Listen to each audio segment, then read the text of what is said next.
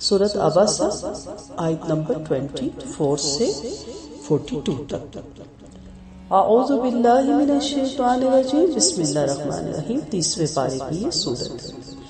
فَلْيَنْظُرِ الْإِنسَانُ إِلَىٰ طَعَامِهِ، بس چاہیے کہ دیکھیں انسان اپنے کھانے کی طرف، أَنَّا صَبَبْنَا الْمَاءَ صَبًّا، کہ بلا شبہ ہم نے برسایا پانی خوب برسانا، ثم شققنا الارض شقا، پھر ہم نے پھاڑا زمین کو اچھی طرح پھاڑنا، فانبتنا فیہا حبا، پھر ہم نے اگایا اس میں اناج، وعنبا وقضبا، اور انگور اور سبزیاں، وزیتونا ونخلا، اور زیتون اور کھجور، وحدائق غلبا، اور باغات کھنے، وفاکہۃ وابا، اور پھل اور چارہ، متاعا لکم ولانعامکم، فائدے کے لیے تمہارے لیے اور تمہارے چوپاؤں کے لیے۔ فَإِذَا جَاءَتِ الصَّاخَّةُ، پھر جب آئے گی کان بہرا کر دینے والی سخت آواز، یوم یفر المرء من اخیہ، اس دن بھاگے گا آدمی اپنے بھائی سے، وَأُمِّهِ وَأَبِيهِ، اور اپنی ماں اور اپنے ماں باپ اپنے باپ سے، وَصَاحِبَتِهِ وَبَنِيهِ، اور اپنی بیوی اور اپنے بیٹوں سے، لِكُلِّ امْرِئٍ مِّنْهُمْ يَوْمَئِذٍ شَأْنٌ يُغْنِيهِ، ہر شخص کے لیے ان میں سے اس دن ایک حال ہوگا، وہ بے پرواہ کر دے گا اسے۔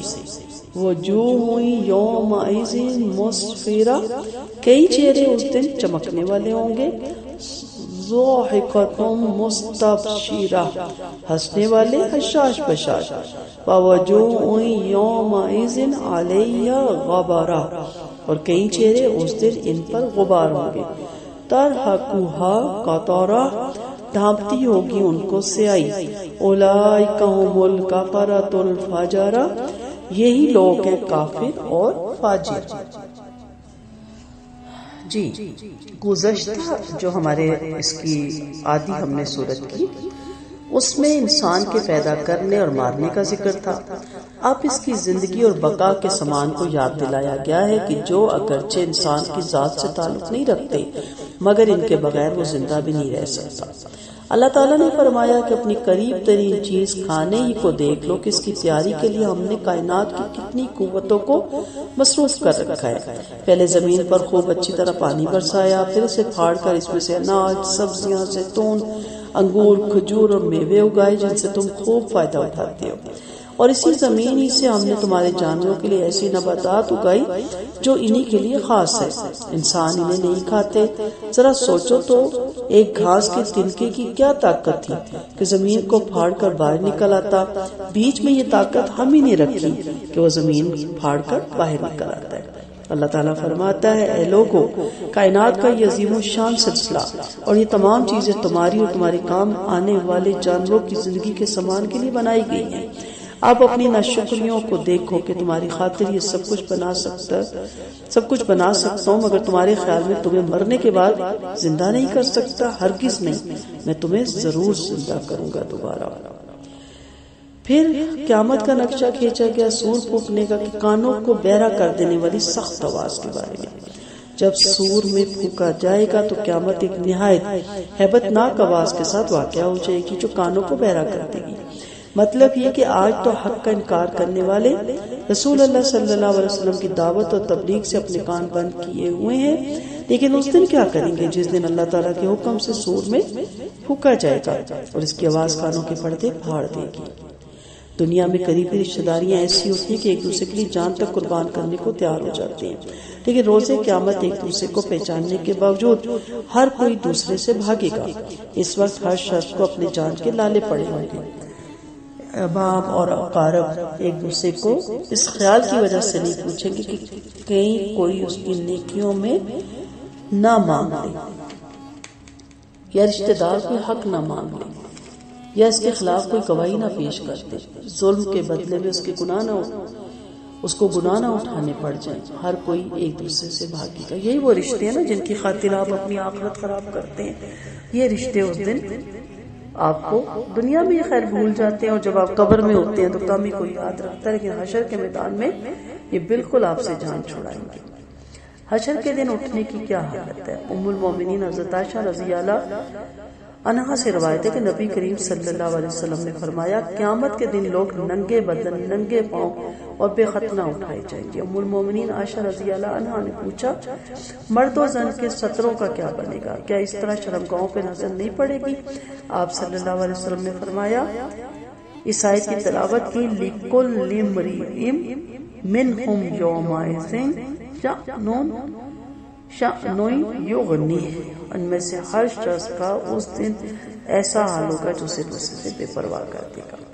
ویسے ہی کوئی قیامت ٹوٹ جائے، قیامت صغریٰ، ویسے ہی کوئی غم کے پہاڑ ٹوٹ جائے تو نہ عورتوں کو اپنے بال کا پتہ ہوتا ہے، نہ کپڑوں کا پتہ ہوتا ہے، گر جاتی ہیں زمین میں، منہ سے پانی نکل آتا ہے۔ اور کئی دفعہ جب زلزلے آئے اور کس حال میں انسان بھاگے، تو یہ تو چھوٹے سے زلزلے ہیں، یہ تو اس کی مثال بھی نہیں ہم کہہ سکتے۔ تو قیامت کا زلزلہ تو بہت ہی عظیم ہوگا، تو اس میں کہاں ہوش ہوگی، کون کس کو دیکھ رہا ہے۔ روز قیامت جس وقت اہل ایمان کو ان کے اعمال نامے دائیں ہاتھ میں ملیں گے، اس کا بھی ذکر ہے، تو انہیں اپنی اخروی سعادت اور کامیابی کا یقین ہو جائے گا، اور ان کے چہرے خوشی سے تمتما رہے ہوں گے۔ اللہ تعالیٰ ہمیں ان لوگوں میں شامل کرے گا۔ اس کے برعکس کافروں کے چہرے ذلیل، غبار آلود، سیاہ ہوں گے۔ ایسا اس لیے ہوگا کہ وہ دنیا میں اللہ کا، رسولوں کا اور قیامت کا انکار کرتے تھے اور بدکار بھی تھے۔ اللہ تعالیٰ ہم سب کو اس سے اپنی پناہ میں رکھے، آمین۔ آیت مبارکہ کی حکمتیں اور تقاضے دیکھتے ہیں۔ پہلی چیز، انسان کی خورد و نوش کی اشیاء اس بات پر دلالت کرتی ہے کہ اللہ تعالیٰ موجود ہے، اور یہ سب کچھ اللہ تعالیٰ کی نعمتیں ہیں جو اس نے انسان کے لیے پیدا کیا۔ دل کی آنکھ بھی نہ ہو تو زبان اس کی تعریف کیے بغیر نہیں رہ سکتی۔ اصل میں آنکھیں آتی ہیں۔ پھر اللہ تعالیٰ نے انسان کے زندہ رہنے کے لیے پھل، سبزیاں، اناج اور بہت ساری چیزیں پیدا کی۔ انسان کو چاہیے کہ وہ اللہ تعالیٰ کی نعمتوں کا شکر ادا کرے اور نہ شکری نہ کرے۔ اور پھر روز قیامت انسان اپنے قریبی رشتہ داروں تک کو بھول جائے گا۔ ہر کسی کو صرف اس بات کی فکر ہوگی کس طرح اس کی اپنی جان چھوٹ جائے۔ جس طرح گاڑی کے حادثے کے وقت ہر ایک کو اپنی جان کی بنی ہوتی ہے اور کسی دوسرے کی مدد کا ہوش نہیں ہوتا۔ پھر سب سے بڑی چیز کہ قرآن مجید ہمارے سامنے وہ حقائق رکھتا ہے جن کا ہم اس دنیا میں بھی مشاہدہ کر سکتے ہیں۔ وہ طلبہ جنہوں نے سال بھر محنت کی، لگن اور توجہ سے امتحان دیا اور اچھے نتائج کے لیے اللہ تعالیٰ کی حضور دعا گو رہے، بہترین نتائج کا اعلان سنتے ہی ان کے چہرے خوشی سے کھل اٹھیں گے۔ وہ شادماں ہوں گے، خوشی خوشی گھر لوٹیں گے، ہر طرف سے انہیں مبارکبادی کے پیغام موصول ہوتے ہیں۔ اس کے برعکس وہ طلبہ جو سال بھر اپنا وقت ضائع کرتے ہیں، برباد کرتے ہیں، اسباق میں غیر حاضر ہوتے ہیں، والدین اور اساتذہ کے نصیحت سے منہ موڑتے ہیں، ان کے دل اپنے امتحان کے نتائج پر گواہ ہوتے ہیں۔ وہ جو ہی ان کا اعلان ہوتا ہے، ان کے چہروں پر اداسی اور سیاہی چھا رہی ہوتی ہے، جسے ہر شخص محسوس کر سکتا ہے۔ کچھ ایسا ہی منظر قیامت کے دن اللہ تعالیٰ کے فرما برداروں اور نافرمانوں کا ہوگا۔ تو ہمیں چاہیے کہ ہم ایک اسٹوڈنٹس کی طرح جب دنیا میں اپنی دنیا کمانے کے لیے اتنی محنت کرتے ہیں، ہم اس کا عشیر بھی آخرت کے لیے نہیں کرتے۔ تو اگر ہم اس کا عشیر بھی آخرت کے لیے کر لیں تو انشاءاللہ اللہ غفور الرحیم ہے، اللہ تعالیٰ ہمیں جنت الفردوس کے اعلیٰ درجے ضرور عطا کریں گے۔ لیکن افسوس کہ ہم تو اس کا عشیر بھی اس کی تیاری نہیں کرتے۔ پوری کوشش کرنی چاہیے کہ اپنی ساری جو زندگی ہے اس میں اپنے رب کو راضی کرنے کے لیے اور اپنی رب کی رضا کے کاموں میں اپنی زندگی صرف کر دیں تاکہ ہماری آخرت اچھی ہو جائے۔ وآخر دعوانا ان الحمد للہ رب العالمین۔ سبحانک اللہم وبحمدک، نشہد ان لا الہ الا انت، نستغفرک ونتوب الیک۔ السلام علیکم ورحمۃ اللہ وبرکاتہ۔